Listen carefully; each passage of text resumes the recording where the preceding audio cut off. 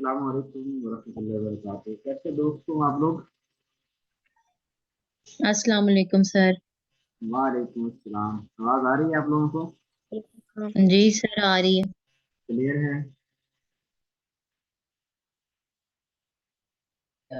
जी sir, clear है। चलिए हम स्टार्ट करते हैं आज। तो वैसे बहुत मुख्तसर से दो चार बातें थी जो हमारे रिसर्च के अंदर रह गई थी। तो इंशाल्लाह रिसर्च कंप्लीट हो जाएगी। इसके बाद भी आपको अभी जो मतलब हो तो आज की क्लास में देख लेंगे। अदरवाइज ये तो ग्रुप के अंदर डिस्कशन चलती ही रहती है। कल रात को मेरे ख्याल है क्लास के बाद बहुत सारे बाबर साहब ने सवाल भेजे थे। मुझे ये नहीं पता था कि वो सवाल वो पूछना चाह रहे हैं या सवाल बताना चाह रहे हैं।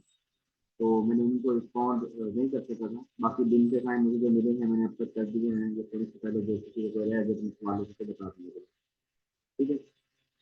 आज के देखते हैं हम नरेटिव क्वालिटेटिव रिसर्च जो है ना इसकी कुछ टाइप्स हैं अलग से। तो उनको आज हम देखने लगे। जो पिछले हमने अब तक टाइप्स पढ़ी है ना, जो अब तक एक्सपेरिमेंटल है या हिस्टोरिकल रिसर्च है, ये सारी क्वालिटेटिव में भी हम ले सकते हैं, उनको क्वांटिटेटिव में भी ले सकते हैं। तो वो क्वालिटेटिव भी हो सकती थी, चाहे तो वो क्वांटिटेटिव भी हो सकती थी। वो मिक्स मेथड रिसर्च हो सकती थी। ठीक है। अस्सलाम ये वालेकुम वाली। सर। जी जी वालेकुम अस्सलाम। सर आपकी आवाज तो आ रही है लेकिन क्लियर नहीं है, समझ नहीं आ रही। इसका तो क्या हल किया जाए आवाज क्लियर करने के लिए? थोड़ा लाउड वॉइस में बोला जाए ठीक समझ आ जाएगी।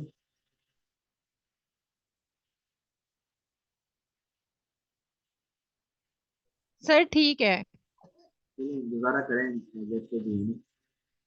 अगर मैं लगाऊं ना लैपटॉप के साथ माइक, तो फिर वो दूसरा है कि मैं आपकी बात नहीं सुन सकूंगा। तो मेरे पास अगर मैं दोनों काम करनी है, आपकी भी सुननी है अपनी भी सुनानी है, तो उस सूरत में थोड़ा सा क्वालिटी के ऊपर कंप्रोमाइज करना पड़ेगा। यार ये मेरा पहला सेशन है जो मैं मतलब फर्स्ट टाइम ही जूम के ऊपर पढ़ा रहा हूँ। इससे पहले जितने मेरे जो चले हैं, जितने लोगों को पढ़ाया है वो मैंने व्हाट्सएप के ऊपर ही पढ़ाए हैं।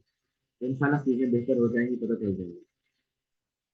फिर नरेटिव रिसर्च क्या होती है? मैंने पहले आपको बताया कि जो हमने रिसर्च अब तक पहले पढ़ी थी, जिसमें experimental research, historical research, descriptive research, basic, applied, evolution, action, ये सारी रिसर्चेज जो थी उनको हम क्वालिटेटिव में भी काउंट कर लेते थे और उनको हम क्वांटिटेटिव में भी काउंट कर सकते हैं। यानी चाहे तो हम उनको मिक्स मेथड रिसर्चेज कर सकते हैं। जब हमारे पास ये आती है, ये जो आज हम पढ़ने लगे हैं, आज हम पढ़ेंगे narrative research, phenomenological research, ethnographic research, grounded research, action research. इनको हम मोस्टली जो है ये क्वांटिटेटिव नहीं होती है, क्वालिटेटिव होती है। नरेटिव रिसर्च क्या होता है? नरेट करना, किसी बात को कहानी की सूरत में बयान करना, इसको हम नरेट बोलते हैं। किसी बात को कहानी की सूरत में बयान करना, इसको हम नरेटिव रिसर्च बोलते हैं। मैंने आपके साथ जो डिस्कशन चल रही है उसको मैं क्रोनोलॉजिकल ऑर्डर में पहले, यानी कि आप मुझसे पूछते हैं कि सर आप कल फैसलाबाद गए हुए थे तो आपका वहाँ पे कैसा दिन गुजरा। मैं वहाँ पे जो मेरा दिन गुजरा, मैं ईच एंड एवरी थिंग जो है हर बात आपको बड़ी डिटेल में बता रहा हूँ कि पहले मैं यहाँ पे गया, मैं यहाँ पे गया। हर बात को प्रॉपर सीक्वेंस देके क्रोनोलॉजिकल ऑर्डर में टाइम के को फॉलो करते हुए मैं आपके साथ वो बात करूंगा। इस चीज को हम कहते हैं नरेटिव रिसर्च बोलते हैं। ठीक है। यानी एक तो स्पोकन वर्ड भी हो सकते हैं, रिटर्न भी हो सकते हैं वो, लेकिन कनेक्टेड इवेंट्स होंगे, डॉट कनेक्टेड होंगे। हर बात पिछली बात से जुड़ी हुई होगी, स्टोरी की सूरत में होगी। और टाइम को भी फॉलो कर, पहले ये हुआ था फिर बाद में ये हुआ था। तो इसी तरह की कोई बात करना, इसको हम नरेटिव रिसर्च के अंदर बोलते हैं।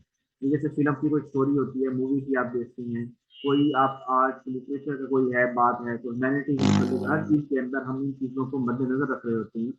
तो ये इसको इसके अंदर मोस्ट फेमस चीज है ना, जो पेपर में अगर कोई बात पूछ सकता है तो वो ये पूछ सकता है कि क्या इसके नरेटिव रिसर्च के लिए क्रोनोलॉजिकल आर्डर का होना जरूरी है? इस क्रोनोलॉजिकल को कहीं ना कहीं शामिल कर सकते हैं।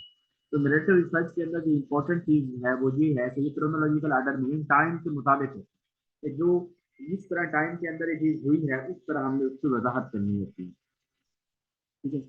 इसके अंदर और कुछ नहीं, बहुत टाइम मिले तो इनको बैठ के पढ़ लीजिएगा, नहीं तो कोई नहीं पढ़ने की जरूरत, बस आपने अपने जेहन में बिठा देना जो मैंने बात की है। ये ऑटोबायोग्राफी बायोग्राफी तो आपको पता ही होगा। ये भी ऑटोबायोग्राफी बायोग्राफी ये भी क्रोनोलॉजिकल आर्डर में लिखी जाती है ना। मतलब अ, जब से कोई बंदा पैदा हुआ है, मैंने ये किया, मैंने ये किया, उस साल मैंने ये किया, ये एक आर्डर के अंदर लिख रहे होते हैं। तो ये जो ऑटोबायोग्राफी है, बायोग्राफी, ऑटोबायोग्राफी होता है ना, कोई बंदा अपनी जात के मुतालिक खुद लिख रहा होता है कि मैंने ये लाइफ में करी। और बायोग्राफी के अंदर ये होता है कि वो कोई भी किसी की लाइफ के एक्सपीरियंस को जो है वो लिख रहा होता है, तो बायोग्राफी बोलते हैं। तो ये जो बायोग्राफी हो या ऑटोबायोग्राफी, ये दोनों भी नरेटिव रिसर्च की सूरत के अंदर आएंगे, और ये भी क्रोनोलॉजिकल जो है वो ऑर्डर के अंदर लिखी जाती है। इसके अलावा डाटा इंटरव्यू जो ले सब इंटरव्यू है, रिटर्न रिकॉर्ड, किसी से रिटर्न के डाटा ले लेते हैं, जो फोटोग्राफ लेते हैं बचपन के, या उसका मेमोरी बॉक्स लेते हैं कि पहले इसमें क्या मेमोरी खा के देख लिए। इन ये चीजें, हर चीज को आपने ये ध्यान में रखना है कि हर चीज टाइम के अकॉर्डिंग होगी। तो पहले ये हुई थी, उस डॉट से डॉट जोड़ के हम आगे चलेंगे। ठीक है, इसको डाटा लेने से इसको छोड़ देंगे, इस चीज में कोई नहीं है। ये थियोरेटिकल टॉपिक है, तो इसको आप जितना इसके ऊपर लिखना चाहें। नेक्स्ट हम आ जाते हैं फिनोमिनोलॉजी के बारे में। फिनोमिनोलॉजी होता है कि काम कर कैसे रहा हूँ। कोई भी मैं जो इवेंट है, कोई काम है, मैं उसको किस तरह से कर रहा हूँ। जिन एक मेरे लिए तो फिलॉसफी एक्सपीरियंस है कि मैं, एक बंदा है, इसका एक काम करने का स्टाइल और है, और मेरा एक काम करने का स्टाइल और है। मेरा ज़िंदगी गुजारने का अंदाज मुख्तलिफ है, बाकी का उसका ज़िंदगी गुजारने का अंदाज मुख्तलिफ है। तो ये फिनोमिनैलिटी का रिसर्च है, किसी बंदे की फिलासफी की देख लेते हैं, जो उसकी फिलासफी और एक्सपीरियंस क्या है, वो किस चीज़ को बेहतर समझता है, वो किस तरह चीज़ों को लेता है, किस तरह चीज़ों को परफॉर्म करता है, किस तरह चीज़ों को इंटरप्रेट करता है, किस तरह चीज़ों के अंदर पार्टिसिपेट करता है। हम वो देख रहे होते हैं फिनोमिनोलॉजिकल रिसर्च से। ठीक है, यानी ये हर बंदे की अपनी जो गुजारने का अंदाज है, अपनी जो सोच समझ है, उसको जब हम परख रहे होते हैं, तो उसको हम फिनोमिनोलॉजिकल रिसर्च के अंदर शामिल करते हैं। ये जैसे the assumption is that there are many ways of interpreting past things। अब एक एक्सपीरियंस हुआ है मुझे, उस एक्सपीरियंस को इंटरप्रेट करने के मुझे हुआ है, मुझे से आप उसकी या फलां जो आपने कल देखा, या मिसाल के तौर पर जैसे आजकल यूट्यूब के ऊपर ट्रेंड इश्यूज होते हैं कि जो तारिक अमीर साहब हैं, उनके बेटे ने जो है वो जो भी किया, मतलब उनके साथ जो भी हुआ, तो अब उसको एक बंदा और तरीके से इंटरप्रेट कर रहा है, दूसरा बंदा और तरीके से कर रहा है। हर बंदा अपनी लाइफ की फिलासफी को मद्देनजर रखते हुए देखता है। जैसे पॉलिटिकल होता है कि हम किसी लीडर को किसी और पैराए में देख के हम उसको मतलब क्रिटिसाइज कर रहे होते हैं, किसी चीज में हम उसको एक्नॉलेज कर रहे होते हैं। तो ये चीजें सारी होती हैं, ये हमारी अपनी इंटरप्रिटेशन से है, तो इसको हम फिनोमिनोलॉजिकल रिसर्च बोलते हैं।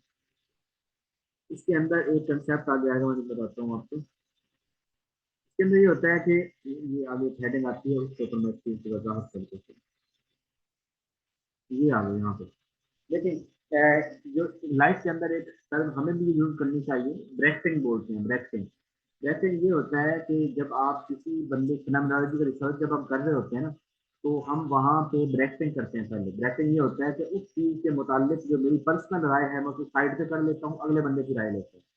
मिसाल के तौर पे कि एक जो है ना वो वालदा है, उसके बच्चे को कैंसर हुआ, और वो कैंसर से फौत हो गए। आप उसके पास गए हैं, और आप उससे पूछते हैं कि मुझे बड़ा दुख हुआ कि आपके बेटे को कैंसर हुआ, तो जरा मुझे बताइए कि ये आपके बेटे को जब कैंसर हुआ तो उसे कैसे कैसे तकलीफ होती थी, वो कब कब रोता था, कितना उसको दर्द होता था। अब मैं उसको बजाय उसकी ताज़ियत करने के, मैं वहाँ क्या करने गया हूँ, मैं उसके दुख को जो है वो ज्यादा कर रहा हूँ, ताज़ा कर रहा हूँ। क्योंकि मैं उसको ये बताने लग जाता हूँ कि मेरे भी एक दोस्त को, किसको कैंसर था, उसको इतनी तकलीफ होती थी, इतना दर्द होता था, उसने बड़ी लाइफ बड़ी मुश्किल से गुजारी। अब ये क्या कर रहा हूँ, मैं यहाँ पे बैठने नहीं कर रहा हूँ, मैं बल्कि उस बंदे को, अगले बंदे को सील करने दिया बैठे हूँ, तो उसके दुख को मजीद ताज़ा कर रहा हूँ। कि यार ये किसी जैसे होता है ना, हमारे यहाँ चोरी हो जाए, और चोरी होने के बाद जो है सारे लोग मशवरा देने आ जाते हैं कि जी अच्छा, तुम अगर ये कर लेते तो चोरी नहीं होती, ये कर लेते तो चोरी नहीं होती, ये कुछ ना कुछ आपकी भी गलती बनती है। यानी ये लोग हमें हमें जो है ना वो अफसोस करने भी आए बैठे हैं हमें, और साथ में हमारी जो है ना, तो ये लाइफ के अंदर ये चीज सिखाती है कि हमें ब्रेकिंग कर लेनी चाहिए, कि अपने साथ साथ जो है उनको साइड पे रख के जो अगला बंदा है उसकी हमें सुननी चाहिए। तो ये ब्रेकिंग के अंदर आएगा। इसके बाद इंट्यूशन है, अपनी जो इंट्यूशन है उसको हमने वहां पे शो नहीं करना। मेरे अंदर जो दिल में है उसको हमने शो नहीं करना, बल्कि हमने उसको उसकी जानना है कि उसके अंदर क्या है, ये उसकी इंट्यूशन जो उसको फॉलो करना है। हमने अपनी ब्रेकिंग कर लेनी है, अपने एहसास को उसके ऊपर तारी नहीं करना। ठीक है, और इसके अलावा फिर हमने उसको एनालाइज करना है, वो जो बातें अगला बंदा कर रहा होगा, एनालाइज करना है उसको, इवैल्यूएट बातें कर रहा है कि ठीक बातें कर रहा है, इनका मतलब क्या बनता है, उन सारी चीज़ों को हमने नोट करके जाना है, और एट एंड हमने उसको डिस्क्राइब कर देना है अपने लफ्जों के अंदर, और उसका या मैं प्रैक्टिकल अंदाज में करें चाहे जिस तरह करें, लेकिन एट द एंड हमने करना है उस बंदे के सामने, हमने क्रिटिकल अंदाज इस्तेमाल नहीं करना। बाद में रिपोर्ट लिखते हुए हम क्रिटिकल अंदाज कर सकते हैं कि ये बंदे का एटीट्यूड ऐसा है। ठीक? तो फिनोमिनोलॉजिकल रिसर्च के अंदर ये कॉमर्स की बात थी। यहाँ पे जो हमें सर ने बताया था कि जो अहम चीज है वो है ब्रेक्टिंग है। कि जो आपने ब्रेक्टिंग को पूछ सकते हैं कंसेप्ट इस रिसर्च के अंदर आता है, तो फिनोमिनोलॉजिकल के अंदर। इसके बाद एथनोग्राफिक रिसर्च। एथनोग्राफिक होता है कि लोगों का रहने का अंदाज को समझना, लोग कैसे जिंदगी गुजार रहे हैं। आप किसी के यहाँ जाते हैं, आप उनको ऑब्जर्व करते हैं कि यार इनका रहने का स्टाइल कैसा है, इनके मामलात कैसे हैं, ये बोलते कैसे हैं, ये खाते क्या हैं, ये मतलब इनका डील करने का अंदाज कैसा है।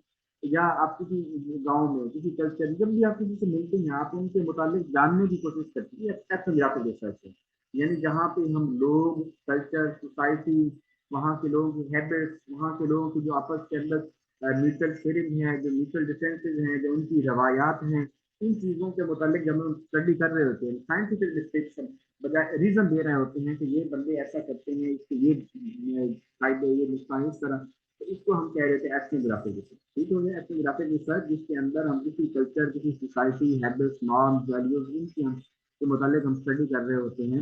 इसको इसको आप दूसरे लफ्जों में जैसे एंथ्रोपोलॉजी, वो भी ये कहते हैं कि लोगों की जो है वो लोगों के मुतालिक जो है स्टडी करना, इसको ले सकते हैं हम। और इसके अलावा क्या आ गया जी, ऑटो एथनोग्राफी ये होता है समटाइम हम खुद जो है ना अपनी कल्चर को, जिस कल्चर में रह रहा हूँ कल्चर को स्टडी करते हैं कि हमारा कल्चर ऐसा क्यों है, हम लोग ऐसा क्यों करते हैं, हम पाकिस्तानी लोग पार्टनरशिप क्यों नहीं कामयाब होते हैं। दुनिया के अंदर बड़ी बड़ी इंपायर खड़ी हुई और वो पार्टनरशिप की बुनियाद पर खड़ी होती हैं। पाकिस्तान के अंदर कभी कोई पार्टनरशिप कामयाब नहीं रहती, क्यों नहीं रहती? तो हम कह सकते हैं कि अपनी सेल्फ है एथनोग्राफी हम कर सकते हैं कि यार हमारे साथ ही ऐसा क्यों है। दुनिया के अंदर हमें जो है ना घर के अंदर सास बहू की लड़ाई नहीं मिलती, पाकिस्तान कल्चर के अंदर कोई ऐसा घर नहीं होगा जहाँ पे सास अपनी बहू से राजी है। तो ये अब एथनोग्राफिक रिसर्च है कि ऐसा क्यों है, चलिए अपने घर से देखो कि ऐसा क्यों है, फिर मैं बात बहस इस चीज को देखो। तो ये चीजें एथनोग्राफिक रिसर्च के ऑटो एथनोग्राफिक रिसर्च के अंदर हो जाएंगी। ठीक है, नेक्स्ट कौन सा टॉपिक है जी, इसके बाद आएगा ये यहाँ पे मैंने चीज़ों को बड़े वजाहत में लिखा हुआ है, और ये वजाहत एम फिल PhD लेवल के अगर स्टूडेंट जो थियोरेटिकल एग्जाम में जाना हो, बड़ा डिटेल में जाना हो, तो वो करें। अगर आपको मैं सिर्फ वो बात बता रहा हूँ जो आपको एक एग्जाम पॉइंट ऑफ व्यू से आपके ब्रेन में निकलिए, कंसेप्ट हो जो आप इंटरव्यू के अंदर भी इतनी बात बता देंगे, वो काफी रहेगा। इसके बाद है next case study. Case study होता है किसी चीज को गहराई के अंदर देखना, डीपली किसी चीज को ऑब्जर्व करना, किसी चीज के बारे में नॉलेज लेना, किसी चीज की तह तक पहुंचना, किसी चीज के बारे में डेप्थ और ब्रेड्थ और इन्वेस्टिगेशन करना, उसकी तह तक पहुंचना, इसको हम कहते हैं केस स्टडी। तो जैसे मैं कहता हूँ कि आज जब हम रिसर्च कर रहे होते हैं डिस्क्रिप्टिव, तो डिस्क्रिप्टिव रिसर्च के अंदर हम कह रहे होते हैं कि मिसाल जो मैं कहता हूँ कि reason of low literacy rate at district Jhang tehsil 18,000, case study at tehsil 18,000। मैं कहता हूँ डिस्ट्रिक्ट जंग के अंदर, पंजाब का एक डिस्ट्रिक्ट डिस्ट्रिक्ट जंग के अंदर लिटरेसी रेट कम क्यों है। तो और मैं उसका जो केस स्टडी कर रहा हूँ, जिस इलाके के ऊपर मैं रिसर्च कर रहा हूँ वो मैं कर रहा हूँ 18 तहसील 18,000 के ऊपर कर रहा हूँ, मैं पूरा डिस्ट्रिक्ट नहीं दे रहा। जब एक खास नैरो करके चीजों को आप किसी चीज के बारे में डिटेल में जानते हैं, उसके यूनिट को लेके इसके मुताबिक एवरीथिंग जानते हैं, तो इसको हम क्या बोल रहे थे कि केस स्टडी बोलते हैं। ठीक हो गया, यानी किसी चीज में गहराई में जाने, बस इसके अंदर इतने ही। अच्छा, इसके अंदर intrinsic case study types of cases क्या कहते हैं, it is conducted to understand a particular case that may be unsolved believe different in some way. तो इंट्रिंसिक से निकला है ना, तो इंट्रिंसिक केस स्टडी जो हमारे अंदर अपनी मोटिवेशन से होगी, अपने इंटरेस्ट से होगी। यानी मैं रिसर्च कर रहा हूँ, केस स्टडी कर रहा हूँ, तो अगर वो टॉपिक मेरी इंटरेस्ट के अंदर है, मेरी दिलचस्पी के अंदर है, तो मैं उसको और अच्छे तरीके से करूंगा। मैं उसको हर वो चीज लेके आऊंगा जो उसके लिए जरूरी है। अगर वो मेरे इंटरेस्ट के अंदर नहीं है तो मैं उसको उस तरह नहीं करूंगा जैसे उसको करना चाहिए। इसी तरह इंस्ट्रूमेंटल केस स्टडी, ये कहती है कि अगर मैं एक रिसर्च कर रहा हूँ और मैं सोच रहा हूँ, मैं मतलब सेल्फिश बनाऊँ, मैं कहता हूँ ये रिसर्च मैं कर रहा हूँ, इसका डाटा मुझे कुछ यहाँ भी फायदा देगा, और कुछ डाटा जो है वो मुस्तकबिल में जो रिसर्च मैंने करनी है वहां भी मुझे फायदा देगा। ठीक है, यानी कोई आज का मैं कोई काम कर रहा हूँ, या कोई मेरे दोस्त रिसर्च कर रहे होते हैं, निशान मेरे साथ जो है ना वो आप रिसर्च करवाएं, तो मैं इसलिए कर रहा हूँ और इस वजह से कर रहा हूँ कि यार इसके अंदर मेरा भी कहीं ना कहीं कोई बेनिफिट है। जैसे होता है मार्केटिंग पॉइंट ऑफ व्यू से हम देख रहे हैं, मार्केट देख रहे हैं कि यार जैसे मार्केटिंग करने जाते हैं तो हम शैम्पू को, ये प्रोडक्ट है वो सेल करते हैं, तो साथ में हमारा साथ में ये भी सर्वे हो रहा होता है कि इसमें अगर हमारे पास गोल्डन पर्ल का शैम्पू लिया है तो कल को हम इसको गोल्डन पर्ल का साबन भी जो है वो सेल कर सकते हैं। तो इन एक काम करते हुए दूसरे काम भी इसके साथ हम सोच लेते हैं, हम दूसरा काम भी कर सकते हैं, इंस्ट्रूमेंटल केस स्टडी कहते हैं। और मल्टीपल और कलेक्टिव केस स्टडी, जहाँ पे हम एक ही काम इसी तरह मिसाल के तौर पर वही मिसाल ले लेते हैं कि मैं मार्केटिंग कर रहा हूँ, सर्च कर रहा हूँ कि इन दुकानों के ऊपर इस तरह की कौन कौन सी प्रोडक्ट्स पड़ी हैं। तो वहाँ पे फिर मेरा पर्पज है, मैं गया तो एक चीज़ का तारुफ करवाने हूँ कि मैं आपके पास में, मेरे पास कॉस्मेटिक्स में ये प्रोडक्ट है फलां गोल्डन फॉयल कंपनी की। तो इसके साथ ही मैं 20 और चीज़ें देख लेता हूँ कि गोल्डन फॉयल का, जब यहाँ पे मैं इनके पास गोल्डन फॉयल की जो है वो मतलब उसका क्या बोलते हैं मिश्रण भी रखवा दूंगा, इनको शैम्पू भी दे दूंगा, इनको मैं साबुन भी दे दूंगा, इनको क्रीम भी दे दूंगा। तो मैं बहुत से अदर पर्पजेज मैंने उसके साथ जोड़े होते हैं, तो इस तरह से हम इसको बोल देते हैं कि ये मल्टीपल रिसर्च स्टडी है। तो ग्राउंडेड रिसर्च सेम हमने जो पढ़ा था ना वो बेसिक रिसर्च। बेसिक रिसर्च के अंदर हम क्या करते थे कि बेसिक रिसर्च के अंदर 3-4 नाम बताए थे मैंने आपको। बेसिक रिसर्च को फंडामेंटल रिसर्च भी कहते हैं, प्योर रिसर्च भी कहते हैं, यूनिवर्सल रिसर्च भी कहते हैं। बेसिक रिसर्च के अंदर हम थ्योरी को डिवेल्प कर रहे होते हैं, बेसिक रिसर्च के अंदर हम थ्योरी को डिवेल्प कर रहे होते हैं, थ्योरी बना रहे होते हैं।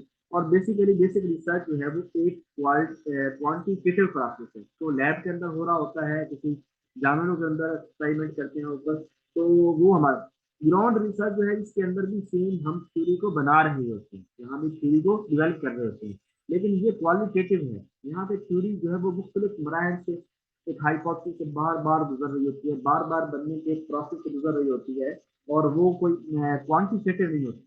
ठीक है, ग्राउंड रिसर्च के अंदर भी थ्योरी बन रही होती है, लेकिन वो थ्योरी क्वालिटेटिव होती है, क्वांटिटेटिव नहीं होती, उसके अंदर कोई प्रॉपर वैल्यू नहीं देते, बस फिर दे रहे होते हैं। ठीक है, अच्छा ये ग्राउंडेड रिसर्च, इसके बाद देखते हैं ये, हाँ ये छोटा सा और टॉपिक था, ये जो रेफरेंस होते हैं बिब्लियोग्राफी है, इनके अंदर क्या फर्क है। ठीक है, हम थीसिस लिखते हैं तो थीसिस लिखने के बाद ना हम, ये इंटरव्यू के सवाल है बेसिकली, क्या हो सकता है कि टीचर पॉइंट ऑफ व्यू से भी अहम हो, लेकिन इंटरव्यू के लिए ये अहम सवाल है। रेफरेंस और बिब्लियोग्राफी के अंदर क्या फर्क है, अगर आपने एमफिल किया हो तो आप लोग बेसिक जानते होंगे। हम एज एन हेडिंग देते हैं रेफरेंस, और कभी कभार रेफरेंस एंड बिब्लियोग्राफी लिख देते हैं। बिब्लियोग्राफी वो स्टडी होती है, वो चीज होती है जिनको हम अपनी स्टडी के अंदर कहीं ना कहीं अपनी परसेप्शन के अंदर शामिल करके वहां लिख रहे होते हैं। यानी मैं देखता हूँ कि पाकिस्तान के टॉप रैंक कौन से हैं एजुकेशन के अंदर, और इन चीज़ों को कहीं ना कहीं मैं अपनी रिसर्च के अंदर मेंशन कर देता हूँ, लेकिन उसका हवाला नहीं देता, बस मैं उसको मेंशन करता हूँ, एक विद इन द टेक्स्ट हवाला देता हूँ। हम दो तरह के रेफरेंस देते हैं ना, एक हम देते हैं जो रिसर्च के दौरान देते हैं, और एक और देते हैं रिसर्च के थीसिस मुकम्मल कर लेते हैं उसके एंड पे देते हैं।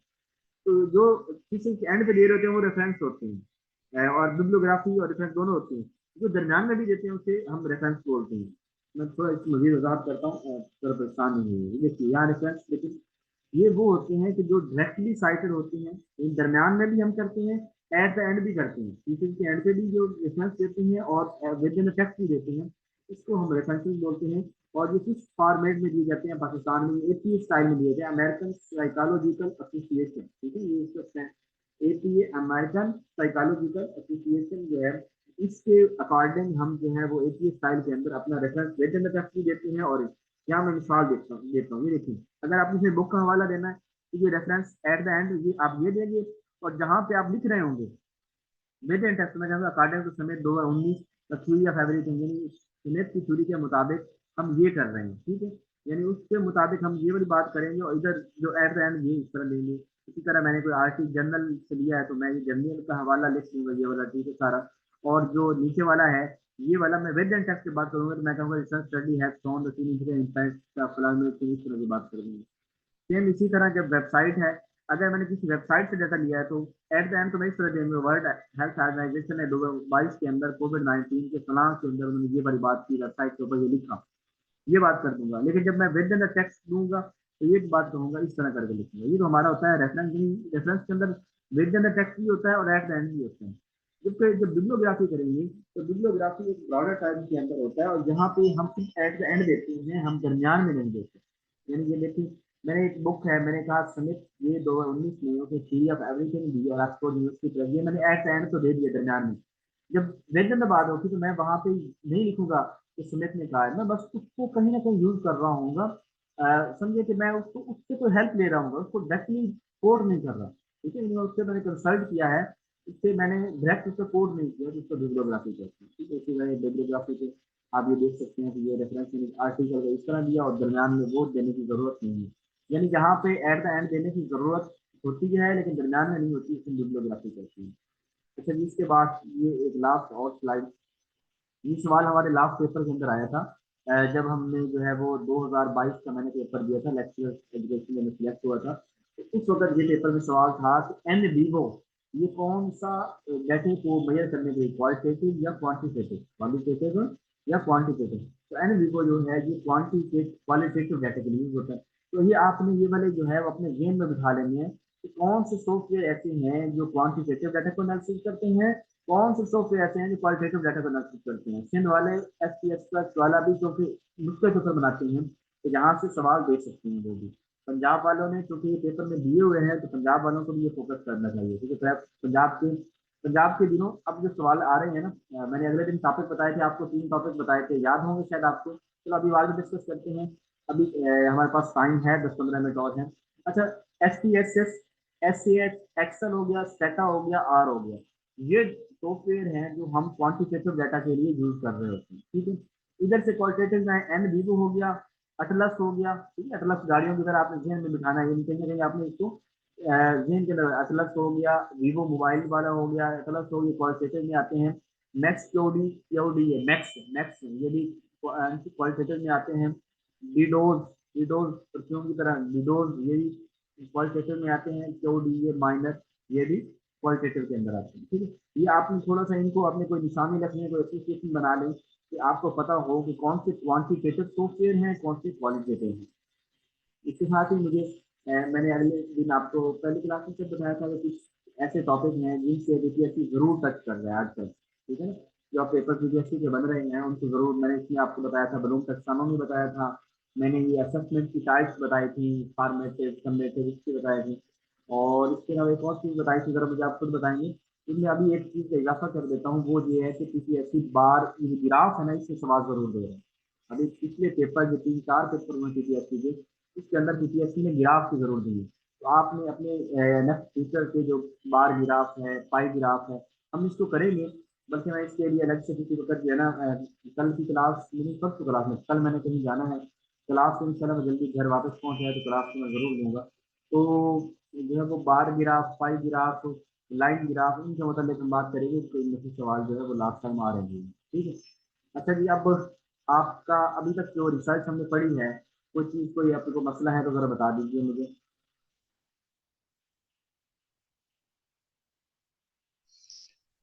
सर ये जो अब आप ये बता रहे थे कि ये क्वांटिटेटिव मतलब है और ये क्वाल तो ये एसपीएसएस ये इनसे मतलब ये एब्रिविएशंस हैं किसी चीज की?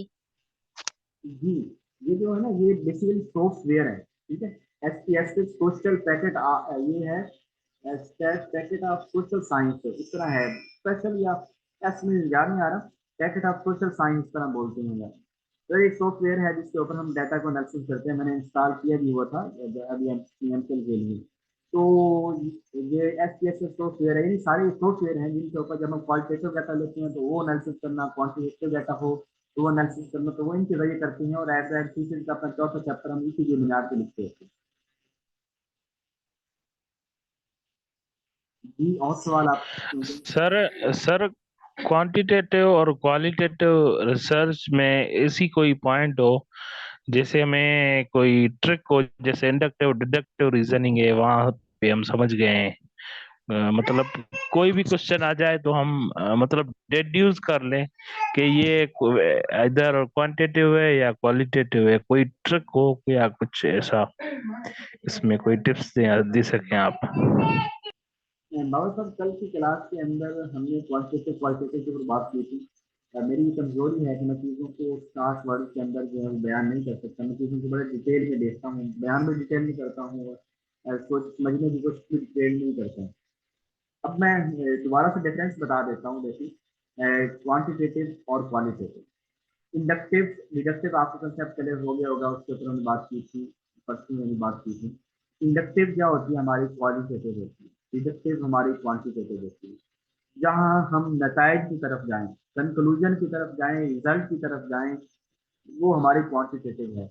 जहाँ हम एक्सप्लोर करने की तरफ जाएं, जहाँ हम हाइपोथेसिस बनाने की तरफ जाएं, वो हमारी पास क्या होती है, क्वालिटेटिव होती है।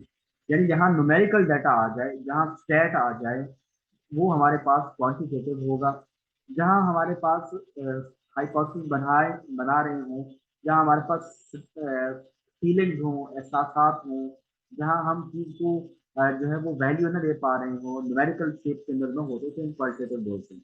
तो क्वांटिटेटिव क्वालिटेटिव का जो डिफरेंस है वो तो समझना बहुत आसान है। तो चीज़ें कोई स्टेटमेंट बोले कि पता चल जाएगा कि यार ये तो क्वांटिटेटिव है, ये क्वालिटेटिव है। तो वो जब वर्ड की सूरत के अंदर डाटा होगा तो क्वालिटेटिव होगा, जब डिजिट की सूरत में होगा, न्यूमेरिकल होगा, तो क्वांटिटेटिव हो जाएगा। जी सर, मैं समझ गया। एक मेयरेबल है कि एक इसको एक को मेयर नहीं कर सकते। लेकिन कोई ऐसी टिप्स हो, जैसे कोई रिसर्च में क्वेश्चन आ जाता है, इंडक्टिव डिडक्टिव रीजनिंग जैसे समझ गए, specific to general, general to specific, known to unknown, unknown to known, मतलब इसी टाइप इसमें क्वालिटेटिव और क्वांटिटेटिव में जैसे एक को मेयर कर सकते हैं, एक को मेयर नहीं कर सकते। एक न्यूमेरिकल है और मतलब एक न्यूमेरिकल नहीं है। तो अब ये जो S P S S S S Excel तो समझ में आ रहा है, स्टेटा, और ये मुझे ये समझ में नहीं आ रहा है कि ये मतलब इसको डिफरेंशिएट कैसे करें। कोई ट्रिक हो या इसको रट लें हम, बस ये क्वेश्चन था सर। Thank you. लाइफ में ना हमें चीज़ों को बड़ी पढ़ने के लिए, जब भी हम स्टूडेंट लाइफ में होते हैं तो चीज़ों को याद करने के लिए हम चीज़ों एसोसिएशन टाइम करते हैं। तो जैसे फ़ोन नंबर भी हम लोग याद रखते हैं, कुछ ना कुछ एसोसिएशन बना रहते हैं। समझ लीजिए रट्टा ही लगाना है आपने। लेकिन अब एक्सेल का बताया, ये क्वांटिटेटिव सॉफ्टवेयर है, यानी एक्सेल से हिसाब वगैरह करते हैं। एसपीएसएस आम एक कॉमन है, सबसे पहले हम ये यूज़ करते हैं, ये हो गया। तो स्टेटा स्टैट से निकला है, तो ये भी क्वांटिटेटिव ही होगा। तो कुछ हम रट्टा ही लगा लें, बस खुद से कोई किसी को कुछ याद रहता है, किसी को कुछ याद रहता है। इस तरह के आप एसोसिएशन स्कैन कर लें, वो आप इसको रट्टा ही समझ लें आप। अस्सलाम वालेकुम सर। सर वालेकुम मेरा अस्सलाम। क्वेश्चन सर मेरा क्वेश्चन ये था कि आपने इंटरव्यू के 3 टाइप बताए थे, structured, unstructured and semi structured, ठीक है। जी। तो इसमें जो है आपने बताया था कि स्ट्रक्चर जो इंटरव्यू है वो हम क्वांटिटेटिव में यूज करते हैं, और जो सेमी स्ट्रक्चर और अनस्ट्रक्चर्ड हैं वो हम जो है क्वालिटेटिव के लिए यूज करते हैं। तो ये सही बात है, क्योंकि आज मैं सर से मतलब अपने सुपरवाइजर से यही बात कर रही थी, तो वो कह रहे थे कि नहीं, आप जो है ना क्वांटिटेटिव रिसर्च में भी यूज कर सकती हैं सेमी स्ट्रक्चर, ऐसा नहीं होता कि आप जस्ट क्वालिटेटिव के लिए यूज करें। वो कह रहे थे कि तो सेमी जो है वो आप जी क्वांटिटेटिव जी में भी यूज कर सकते हैं। जी, जी। कर सकती हैं आप, कोई भी, तो जी इसके कोई भी लिए कर लॉजिक, सकती हैं आप। कोई लॉजिक दीजिए जरा। करने को तो कुछ भी कर लेते हैं। जरा मुझे बताइए कि अगर मिसाल के तौर पे मैं आपसे इंटरव्यू लेने आया हूँ, ठीक है, और जी इंटरव्यू लेने के लिए कुछ सवाल मैंने लिखे हुए हैं। जिन सवालों को मैंने आपसे बिल्कुल यस नो में आप आंसर लेना है, या पता होगा, जैसे बायोग्राफी, इस तरह की इंफॉर्मेशन।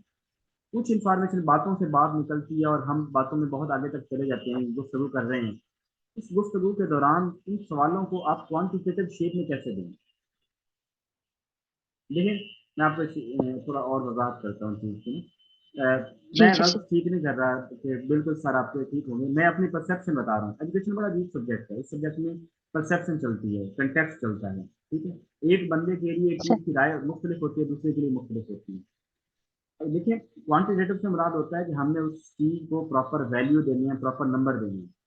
अब अगर मेरा सही। सेमी सेमी स्ट्रक्चर इंटरव्यू भी है, अगर वो पूरा इंटरव्यू हम यस नो पे मबनी है, ठीक है, यानी हम्म। मिसाल के तौर पे हम जो लिखे हुए सवाल हैं उनसे हट गए हैं। मैं 10 सवाल लिख के आया था, वो 10 सवाल से मैं हट गया हूँ, और उसके बाद मैं और सवाल करी जा रहा हूँ, लेकिन वो सारे सवाल यस नो पे मबनी है, तो फिर तो क्वांटिटेटिव है।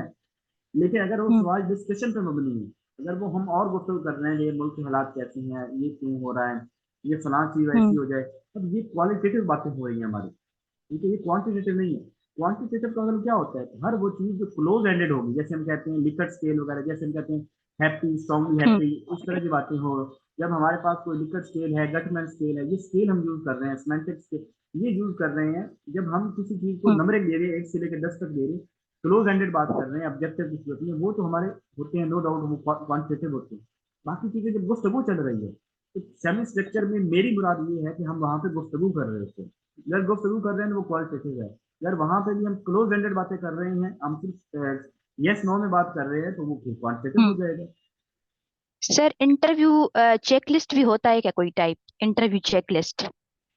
वो चेकलिस्ट ऑब्जर्वेशन के अंदर हमने ये कहा था, इंटरव्यू के अंदर या इसको चेकलिस्ट आप बना सकती हैं, लेकिन चेकलिस्ट से मुराद क्या है कि आप एक लिस्ट लिए बैठे हैं, इसी लिस्ट को आपने वो सवाल किया, टिक कर दिया, जी हो गया, ये डन हो गया।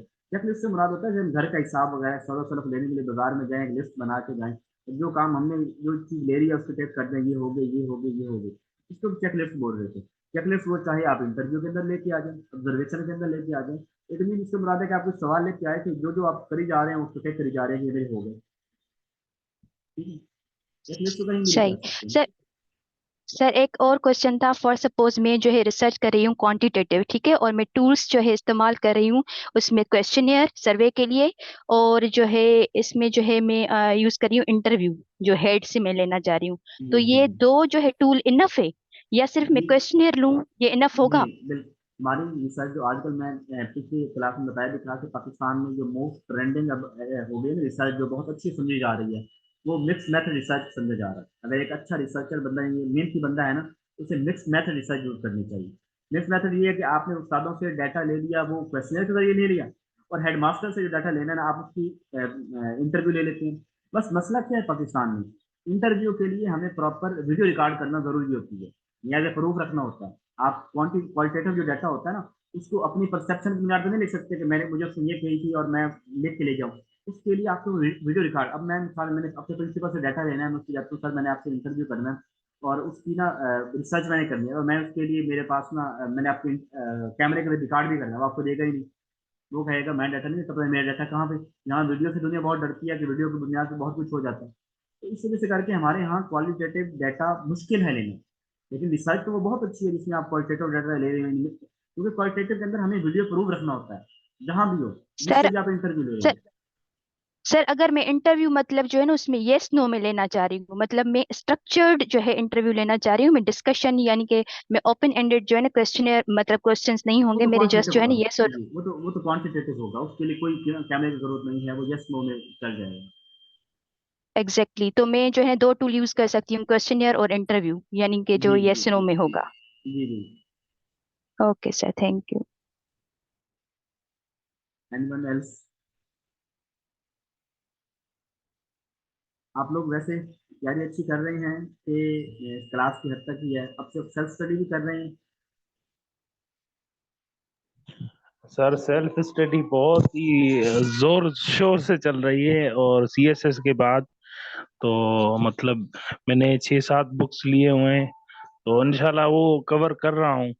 तो उसमें ये है कि मतलब मवाद बहुत इसमें मैंने सीएसएस में मेरा फिलोसॉफी सब्जेक्ट था, तो इसीलिए कुछ चीजें फिलोसॉफिकल थियरीज वगैरह इजी लग रही हैं, लेकिन जो रिसर्च और सर्वेज ये चीजें कुछ समझ में नहीं आ रही।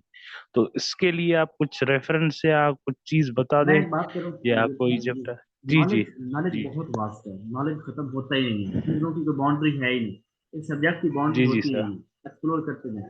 आप ये करें, बस जो पढ़े ना उसकी क्वालिटी का पढ़े। यानी मिसाल के तौर पे आज की हमारी कुछ डिस्कशन हुई, आप इसको अपने माइंड के अंदर बिठा लें, ठीक है। पेपर में इंशाअल्लाह कोई इतना हर बंदा जो मैदान में उतरने वाला है, सारे कोई इतनी नॉलेज वाले नहीं होते, सारे पूरे पूरे होते हैं, हमारे जैसे होते हैं। बस आपने ये ध्यान में रखना है कि आप जो चीज़ आज पढ़ रहे हैं ना, उसको अपने पक्का अच्छी तरह करके पढ़ें।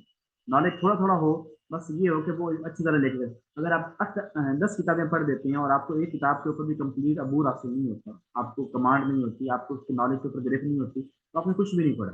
तो कोशिश करें क्वालिटी का पढ़ें, और डेली से डेली पढ़ते रहें, बस मुसलसल। मैं आपको एक बात बताऊं, जब मेरा हुआ था पेपर 2022 के अंदर लेक्चर का, बहुत से मसाइल थे, फैमिली को टाइम देना और अपनी कॉलेज स्कूल के इतने एमफिल के मसाइल, सब के दौरान मैंने वो किया, और मैं एट द एंड ये कहता था कि अल्लाह ताला से दुआ करता था कि अल्लाह, मुझ में जितनी हिम्मत थी मैंने किया, मैं जो हक था मैं हक अदा नहीं कर सका पढ़ाई का। अभी मेरा दिल करता है कि मैं बहुत पढ़ूं, लेकिन मुझे बहुत से काम भी करने हैं, बहुत सी और जिम्मेदारियां भी हैं। लेकिन जितनी मुझसे मेहनत हुई मैंने की। आपको भी यही कहता हूँ कि जितनी आपके पास पेपर अभी होने वाले हैं, अपना कहते नो स्टोन अनटर्न, आप इतनी एफर्ट करें जितनी अब मुमकिन है। आप 17 स्केल की जॉब लेना चाह रहे हैं, आप 16 स्केल की जॉब लेना चाह रहे हैं, लेकिन जॉब लेना इस आज के दौर में बहुत मुश्किल काम है। और आप चाहते हैं कि आप अपनी जिंदगी को एक गजटेड ऑफिसर बने और सुकून की जिंदगी गुजारें। उसके लिए अगर अपने आज के 1 महीने 2 महीने को कुर्बान कर देंगे तो ये कोई बड़ी कास्ट नहीं होगी। पूरी जिंदगी में बेरोजगार और थका हुआ रहना उससे बेहतर है कि आज 1 महीना जो है वो अपनी कुर्बानियां दे दें, अपनी सारी चीजें छोड़ दें और जी लगा दें, अपना सब कुछ लगा दें कि मैंने क्वालिफाई करना ही करना है बस। जी सर, बिल्कुल इंशाल्लाह मेहनत कर रहे हैं। सर आप एक काम कीजिए, अगर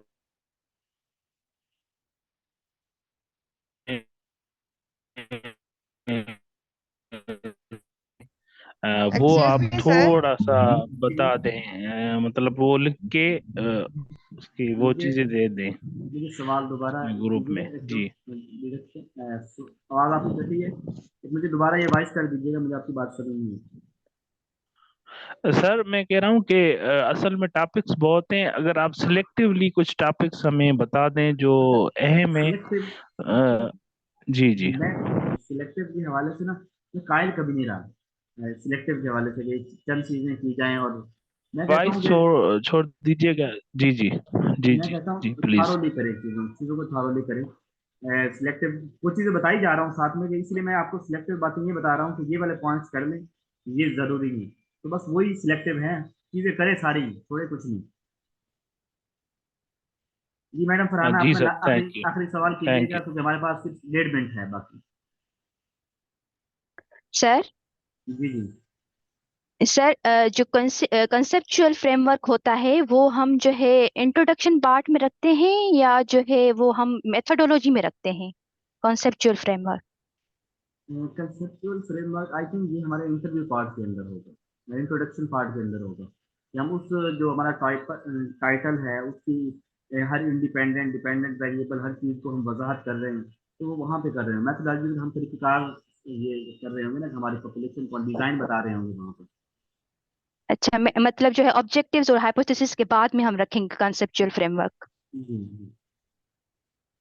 अच्छा सर, कंसेप्चुअल फ्रेमवर्क और थ्योरेटिकल फ्रेमवर्क में थोड़ा जो है अगर आप डिफरेंस कर दें।